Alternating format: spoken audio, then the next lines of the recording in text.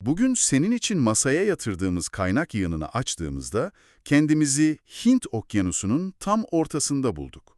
İnci lakaplı bir ada, Sri Lanka. Evet, Önümüzdeki malzemeler de gerçekten çok zengin. hepsi de dolu dolu kaynaklar. Kesinlikle.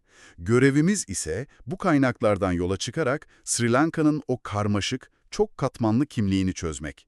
Yani antik mühendislik harikalarından sömürgeciliğin derin izlerine. Evet, kültürel mozaiğinden yakın zamanda yaşadığı o büyük ekonomik ve siyasi çalkantılara kadar. Aynen öyle. Bayağı geniş bir yelpaze. Bu yolculuk gerçekten de büyüleyici olacak çünkü Sri Lanka'yı anlamaya çalışmak sadece bir ada ülkesinin tarihini okumak değil. Hı hı. Bu, bir medeniyetin suyla kurduğu o inanılmaz ilişkiyi, farklı etnik ve dini kimliklerin tek bir ulus olma yolundaki sancılı mücadelesine Evet. ve küresel güçlerin kesişim noktasında var olmanın ne anlama geldiğini anlamaya çalışmak demek. Bütün bu dinamiklerin izini süreceğiz. Harika. O zaman en temelden adanın kendisinden başlayalım. Konumu inanılmaz stratejik. Güney Asya'da Hindistan'ın hemen güneyinde. Tam bir kavşak noktası. Kesinlikle. Bu konumu sayesinde tarih boyunca hep bir etkileşim merkezi olmuş. Benim için en şaşırtıcı detaylardan biri de aldığı isimler oldu. Mesela Arapların adaya Serendip dediğini Evet, o çok ilginç. ve İngilizce'deki serendipity yani şans eseri değerli şeyler bulma kelimesinin de buradan geldiğini okuyunca çok şaşırdım. Bunu hiç bilmiyordum. Evet, bu çok güzel bir detay. Adanın tarihi boyunca ne kadar çok medeniyetin radarına girdiğini gösteriyor aslında. Hı hı. Eski Yunanlar Taprobane demiş, Avrupalılarsa yüzlerce yıl boyunca Seylan olarak bilmiş. Seylan çayından biliyoruz tabii. Tabii ki. 1972'de ise bugünkü resmi adını, kutsan anlamına gelen Sri Lanka'yı aldı. Bu isim çeşitliliği bile adanın ne kadar katmanlı bir geçmişe sahip olduğunun bir kanıtı gibi. Peki adanın fiziki yapısı nasıl? Kaynaklarda merkezi dağlık bölge diye bir yerden bahsediliyor sürekli. Aynen öyle. Adanın kalbinde güney orta kısmını kaplayan üçgen şeklinde bir dağlık bölge var. Ülkenin en yüksek zirvesi olan 2500 metreyi aşan Piduru-Talagala Dağı da burada. Vay canına. Ama Sri Lanka'nın hem coğrafyasını hem de tarihini asıl şekillendiren şey bu dağlar değil, getirdikleri yağmur. Yağmur mu? Evet. Ülkeyi anlamanın en iyi yolu onu ikiye bölmek.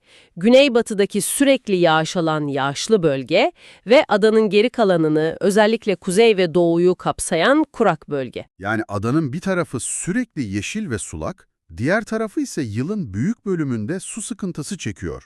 Tam olarak bu. Bu ayrım adanın bütün tarihini ve medeniyetini belirlemiş olmalı o zaman. Kesinlikle öyle. Adanın iklim ritmini iki ana muson mevsimi belirliyor.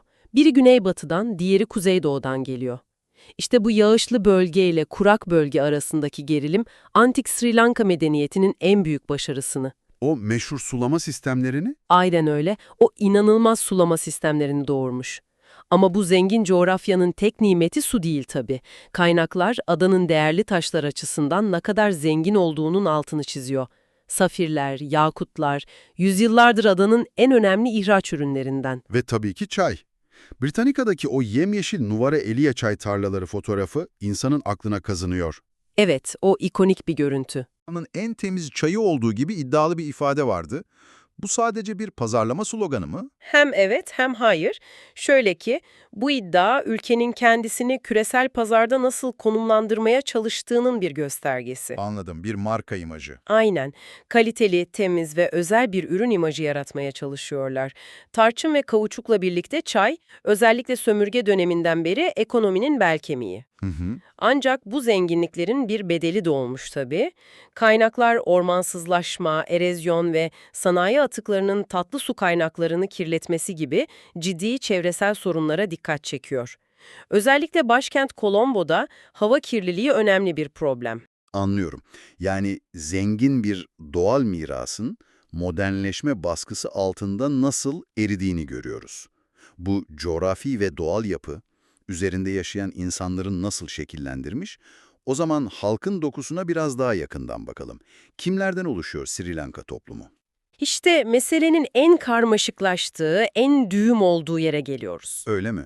Rakamlara bakarsak nüfusun yaklaşık 3'ü Sinhalalardan oluşuyor. Onları Sri Lankalı Tamiller, Sri Lankalı Müslümanlar ki onlara Moro da denir, Morolar evet. ve Hint Tamilleri izliyor. Ama bu sadece etnik bir ayrım değil. Bu grupları birbirinden ayıran en temel iki unsur dil ve din. Peki bu ayrımlar tam olarak nasıl? Yani bir Sinhala'yı bir Tamil'den ayıran nedir? Şöyle ki, Sinhalalar, Hint-Ari kökenli bir dil olan Sinhala dilini konuşuyor ve büyük çoğunluğu Theravada Budisti. Tamiller ise Güney Hindistan kökenli Dravid dillerinden biri olan Tamilceyi konuşuyor ve ezici çoğunluğu Hindu. Tamamen farklı kökenler yani. Evet, bu iki grup adanın en eski ve en büyük iki topluluğu. Bir de soylarını 8. yüzyılda adaya gelen Arap tüccarlara dayandıran ve kendilerine Moro diyen bir Müslüman topluluk var. Onlar da genellikle Tamilce konuşuyorlar ama ayrı bir kimlikleri var. Anladım. Ve son olarak İngiliz sömürge döneminde çay plantasyonlarında çalıştırılmak üzere Güney Hindistan'dan getirilen ve Hint Tamilleri olarak anılan daha yakın tarihli bir göçmen grubu bulunuyor. Britannica'daki bir ifade çok dikkatimi çekti. Sri Lanka medeniyetinin iki temel direği olduğunu söylüyor. Birincisi Theravada Budizminin korunması, Evet. ikincisi ise 2000 yılı aşkın süredir devam eden sulama sistemleri kültürü. Bu ikisi adanın kimliğini oluşturan ana unsurlar gibi duruyor. Kesinlikle. Kandi'deki kutsal diş tapınağından Anuradhapura'daki devasa stupalara kadar her yerde bu iki unsurun izlerini görüyoruz. Bu çok yerinde bir tespit. Özellikle Budizm meselesi çok ilginç. Budizm doğduğu topraklarda yani Hindistan'da zamanla etkisini büyük ölçüde yitirirken Sri Lanka'da gelişerek devam etti ve adanın ana kimliği haline geldi. Vay be. Bu durum Sri Lanka'nın hem Hindistan'la ne kadar iç içe olduğunu hem de ondan ne kadar farklı, kendine özgü bir kimlik geliştirdiğini gösteren en güzel örnek. Bu sulama sistemleri kültürü gerçekten akıl almaz görünüyor. Kaynaklarda geçen o hidrolik medeniyet kavramını biraz daha açabilir miyiz? Tam olarak ne demek bu? Bu Sri Lanka tarihinin en etkileyici ve özgün kısmı. Hikaye Budist kroniği Mahavamsa'ya göre Prens Vijaya'nın Hindistan'dan gelişiyle başlıyor. Ama asıl medeniyet antik kralların o bahsettiğimiz kurak bölgeyi yaşanabilir kılmak için yaptıklarıyla şekilleniyor. Mahasena, Parakramabahu'a gibi efsanevi krallar, muson yağmurlarından gelen suyu boşa akıtmak yerine devasa yapay göller yani yerel dilde wevalar inşa ediyorlar. Weva. Evet, sonra bu gölleri birbirine ve pirinç tarlalarına bağlayan kilometrelerce uzunlukta karmaşık bir kanal ağı kuruyorlar. İnanılmaz bir mühendislik. Kesinlikle. Ve bu sadece bir tarım tekniği değildi. Bu, krallığın gücünün, refahının ve siyasi otoritesinin ta kendisiydi. Suyu kontrol eden, ülkeyi de kontrol ediyordu. Bu inanılmaz bir şey. Yani bir medeniyetin kalbi, 1000 yıllık bir mühendislik harikası bir anda duruyor ve bütün güç dengesi adanın diğer ucuna kayıyor. Evet, Bu bugünün dünyasında Silikon Vadisi'nin bir gecede terk edilip herkesin New York'a taşınması gibi bir şey olmalı. kesinlikle öyle. Çok iyi bir benzetme. Bu çöküş, adanın kaderindeki en büyük kırılma anlarından biri. Peki neden çöküyor bu sistem? 13. yüzyıldan sonra Güney Hindistan'dan gelen istilalar, iç savaşlar ve muhtemelen sıtma salgınları nedeniyle bu karmaşık sistem bakımsız kalıyor. Ah, anladım. Bir zamanların gelişmiş kalabalık merkezi olan Rajarata bölgesi, ormanlarla kaplı, terk edilmiş bir harabeye dönüşüyor. Nüfus ve siyasi güç, yağışın bol olduğu güneybatıdaki yağışlı bölgeye sığınıyor. Bu bir güç boşluğu yaratıyor. İşte tam olarak bu.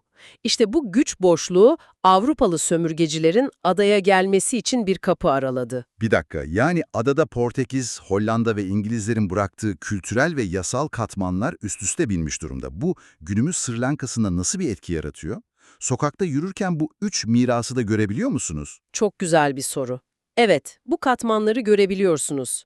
1505'te gelen Portekizliler, özellikle kıyı bölgelerinde yoğun bir Katolik misyonerlik faaliyeti yürüttüler ve tarçın ticaretini ele geçirdiler. Bugün bile Sri Lanka'da çok yaygın olan De Silva, Pereira gibi Portekizce soyadları bu dönemin bir mirasıdır. İlginç.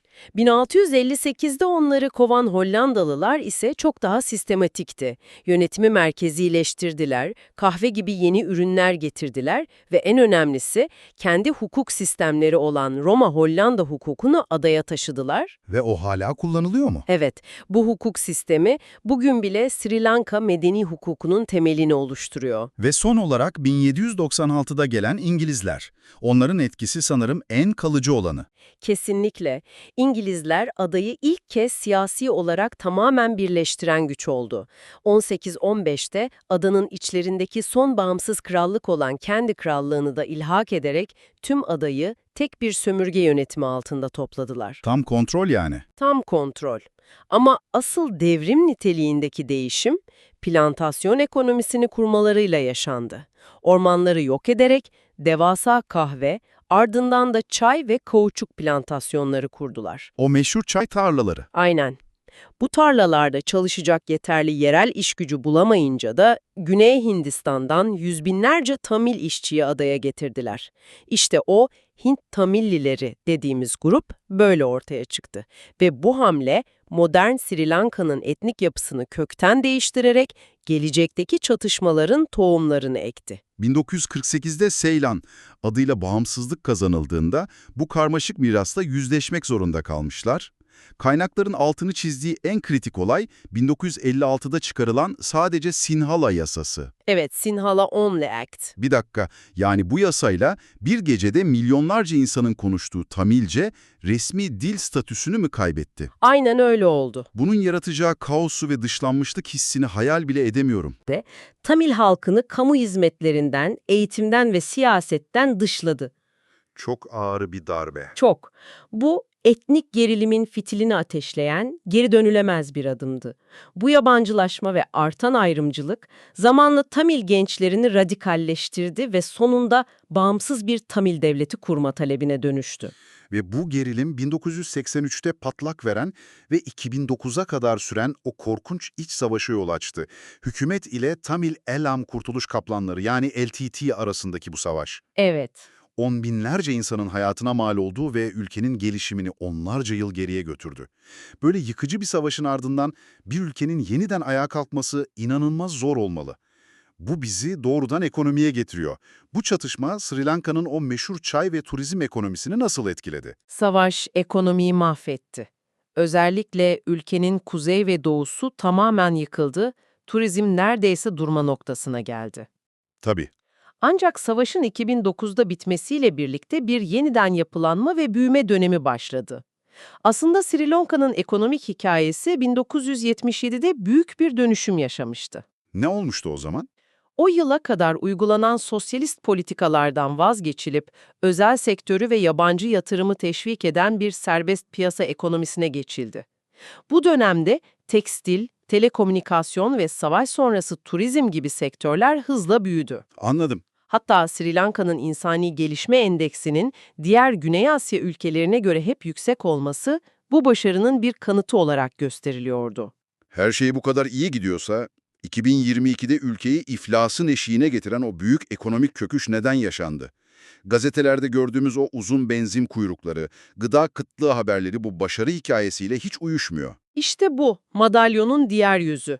Bu büyüme büyük ölçüde dış borçla finanse edildi. Özellikle savaş sonrası yeniden yapılanma projeleri için başta Çin olmak üzere çok büyük krediler alındı. Çin'in borç tuzağı dedikleri şey mi? Tam olarak o tartışmaların merkezinde yer alıyor. Hambantota Limanı'nın borçlar karşılığında 99 yıllığına bir Çin şirketine kiralanması bu durumun en sembolik örneği oldu. Sonra bu borç yükünün üzerine birkaç büyük darbe daha geldi. Nedir onlar? 2019'daki Paskalya terör saldırıları ve ardından gelen Covid-19 salgını turizm gelirlerini tamamen bitirdi. Aynı yıl yapılan büyük vergi indirimleri de devletin gelirlerini çökertti. Kaynaklarda bir de çok tuhaf bir detay var. 2021'deki kimyasal gübre yasağı. Bu neyin nesi? Organik tarıma geçelim derken bütün ülkenin gıda güvenliğini mi tehlikeye atmışlar? Ve ülkenin %100 organik tarıma geçeceği duyuruldu. İnanılır gibi değil. Ama çiftçilerin buna hazırlığı yoktu, alternatif organik gübreler yetersizdi. Sonuç bir felaket oldu. Çay üretimi ve pirinç hasadı yarı yarıya düştü. Ülke tarihinde ilk kez pirinç ithal etmek zorunda kaldı. Vay canına. Bu zaten pamuk ipliğine bağlı olan ekonomiye indirilen son darbeydi. Ve bütün bunların sonucunda halk sokaklara döküldü. Yıllardır ülkeyi yöneten güçlü Rajapaksa ailesinin iktidardan düşmesine yol açan kitlesel protestolar yaşandı. Evet, tarihi protestolardı. Bu krizden sonra siyasi olarak ne değişti? Siyasi manzara tamamen değişti. Bu protestoların yarattığı boşlukta 2024'te kimsenin beklemediği bir gelişme yaşandı. Ne oldu? Yerleşik siyasi düzene bir tepki olarak yolsuzlukla mücadele ve etnik gruplar arası birlik vaadiyle Anura Kumara Dissanayake Cumhurbaşkanı seçildi. Bu isim pek tanıdık gelmiyor. Gelmez, çünkü Dissanayike'nin partisi geçmişte Marksist isyanlarla anılan bir parti olmasına rağmen onun liderliğinde daha ılımlı, teknokrat bir çizgiye evrildi. Onun seçilmesi, halkın geleneksel siyasi elitlerden ne kadar yorulduğunu ve köklü bir değişim aradığını gösteren tarihi bir an oldu. O zaman tüm bu konuştuklarımızı bir toparlayalım. Sri Lanka gerçekten de nefes kesen doğal güzellikleri, antik mühendislikte hası, sömürgeciliğin bıraktığı karmaşık miras Evet, ve zengin ama bir o kadar da kırılgan kültürel çeşitliliğiyle son derece karmaşık bir ülke portresi çiziyor. kesinlikle eğer ülkenin temel dinamiğini tek bir cümlede özetlemek gerekirse, sanırım bu birbirinden çok farklı, hatta zaman zaman birbiriyle çatışan etnik ve dini kimliklerden birleşik bir Sri Lankalı kimliği yaratma mücadelesi olurdu. Hı hı. Sömürgeciliğin ektiği tohumlar, bağımsızlık sonrası yapılan siyasi hatalar ve son ekonomik kriz, bu uzun ve sancılı hikayenin sadece en yeni perdeleri. Ülkenin geleceği bu farklılıkları bir tehdit değil de bir zenginlik olarak görüp bir arada yaşamanın bir yolunu bulup bulamayacağına bağlı. O halde bu analizi senin için düşündürücü bir soruyla bitirelim. Sri Lanka, tarihi boyunca antik ticaret yollarından sömürge imparatorluklarına ve modern jeopolitik borç ilişkilerine kadar her zaman küresel güçlerin bir kesişim noktası olmuştur. Ülke, yakın zamanda yaşadığı bu derin krizden çıkmaya çalışırken, onun bu deneyimi giderek daha bağlantılı ve rekabetçi bir dünyada küçük bir ada ülkesinin karşılaştığı zorluklar ve fırsatlar hakkında bize ne anlatıyor?